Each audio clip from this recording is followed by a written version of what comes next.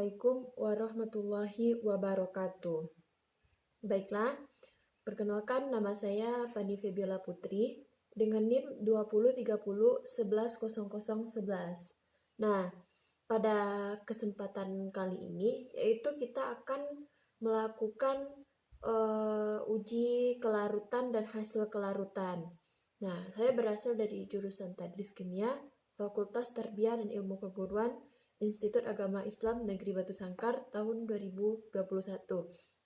Nah, sebelum kita masuk kepada kelarutan dan hasil kelarutan, pertama itu terlebih dahulu kita membahas teori. Nah, ke konsep kelarutan atau dilambangkan dengan S dan hasil kelarutan itu dilambangkan dengan KSP, di mana kelarutan atau dalam bahasa Inggrisnya dikenal juga dengan solubility. Nah, yaitu kelarutan antara konsentrasi molar zat yang sukar larut dalam air.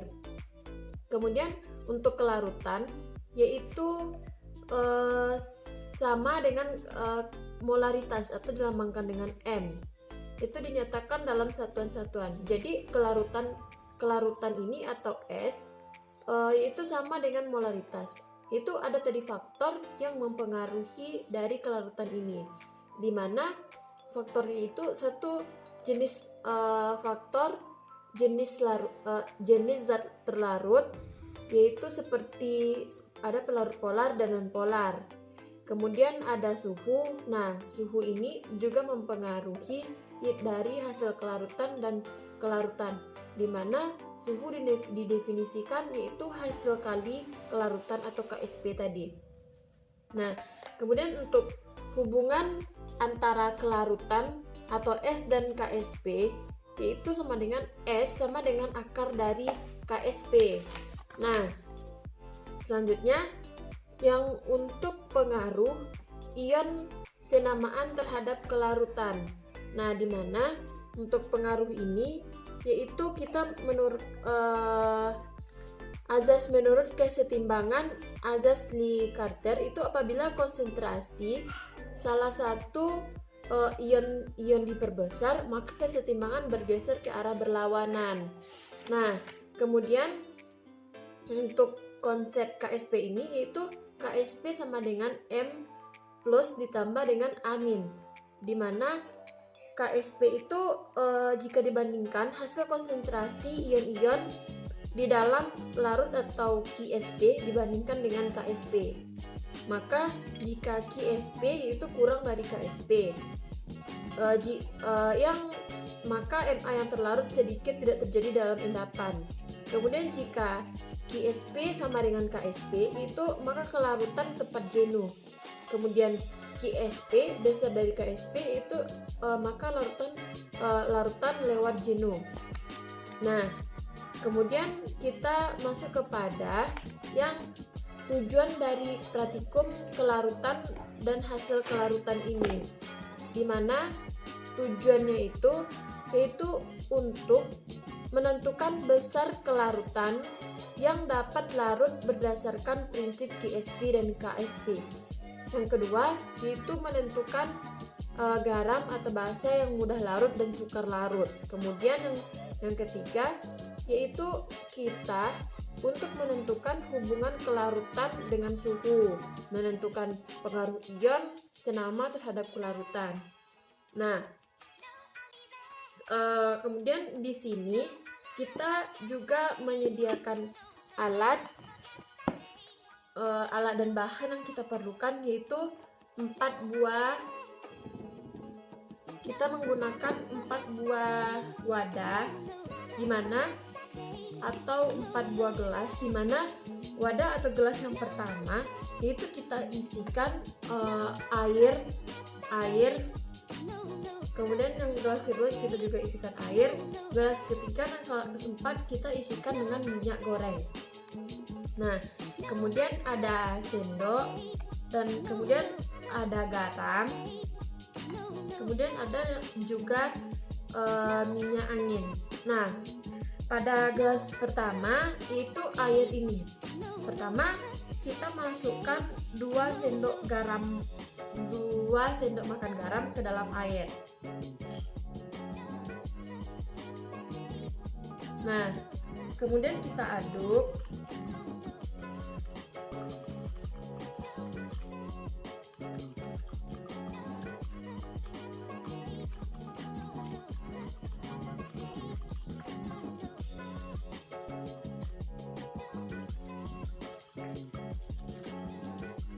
Nah, kita menentukan apa dia itu kelarutan atau sekelarutan, atau apakah dia larut atau tidaknya setelah kita larutkan di dalam air ini.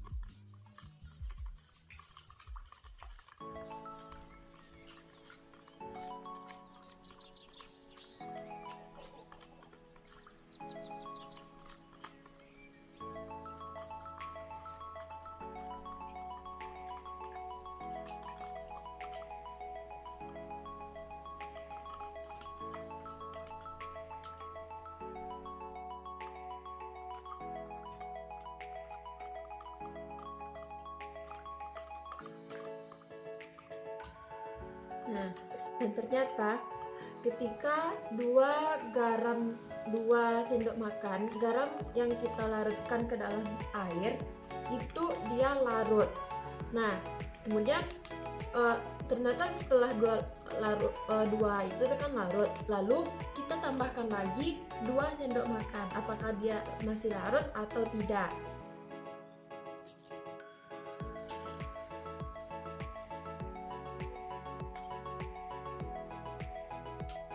Nah, kita aduk seperti tadi.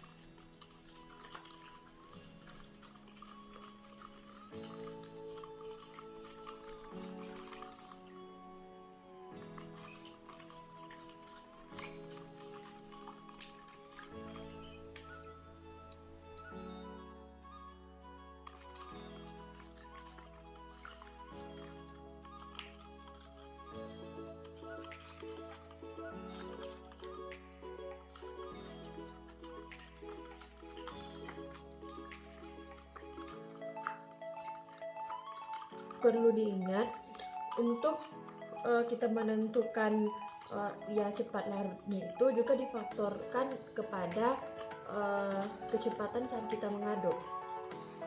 Kalau kita mengaduknya lebih cepat, itu akan larut dalam cepat. Nah, ternyata setelah kita tambahkan lagi 2 sendok garam, ia itu larut tapi lama, bahkan dia masih memiliki endapan. Jadi, nah, dia masih memiliki endapan. Nah, jadi dapat disimpulkan bahwa kalau garam ditambah 2 sendok makan ke dalam air ini ia larut. Jika kita tambahkan lagi 2 sendok makan, ia itu membentuk endapan, mempunyai endapan. Itu pada gelas pertama. Kemudian pada gelas kedua yaitu air yang kita tambahkan dengan minyak angin. Jadi minyak angin ini kita masukkan ke dalam sini.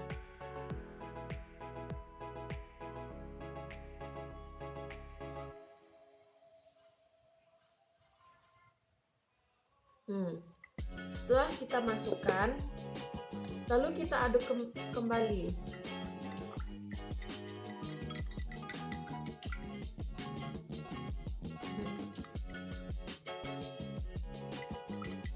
Nah, ternyata pada air yang ditambahkan dengan minyak angin itu tidak menyatu. Bisa diperhatikan di dinding gelasnya, itu tidak menyatu dengan air. Jadi ia tidak larut. Kemudian pada gelas ketiga yaitu minyak goreng. Minyak goreng ini kita campurkan dengan 2 sendok makan garam. Nah, lalu kita aduk kembali.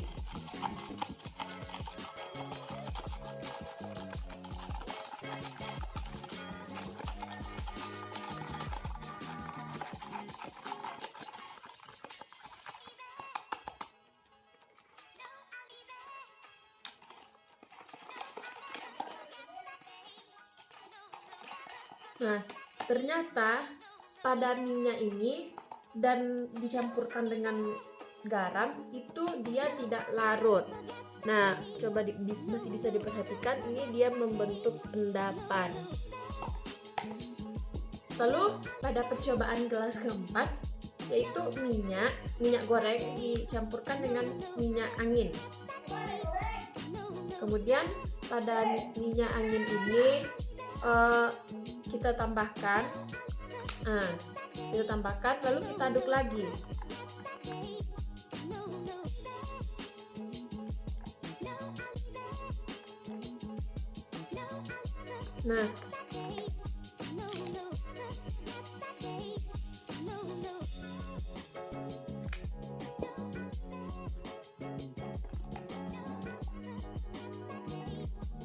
Nah, itu minyak angin dicampurkan dengan minyak goreng, itu dia menyatu, berarti dia larut di dalam minyak goreng ini. Nah, itulah percobaan dari hasil uji kelarutan dan hasil kelarutan. Nah, dimana dapat kita simpulkan air yaitu merupakan pelarut, sedangkan minyak itu tidak pelarut. Tapi ketika air dicampurkan dengan garam 2 sendok makan itu larut, kemudian kita campurkan lagi, dia masih membentuk endapan atau suka larut. Kemudian kesimpulan pada gelas kedua itu ketika air dicampurkan dengan minyak angin itu tidak akan menyatu, berarti dia tidak larut. Kemudian pada gelas minyak goreng ditambahkan dengan garam itu tidak akan menyatu, dia akan membentuk endapan. Dimana karena minyak ini itu dia tidak disebut dengan pelarut. Kemudian minyak dicampur dengan minyak goreng dicampurkan dengan minyak angin, itu dia larut karena dia sama-sama minyak. Kemudian itulah yang dapat saya sampaikan pada percobaan pratikum kali ini, dimana inilah bentuk hasil dari air ditambah garam, kemudian air dicampurkan dengan minyak angin, minyak goreng ditambahkan dengan garam, kemudian inilah bentuk minyak angin dicampurkan dengan minyak. Nah, itulah hasil percobaan praktikum hasil kelarutan. Sekian, terima kasih. Assalamualaikum warahmatullahi wabarakatuh.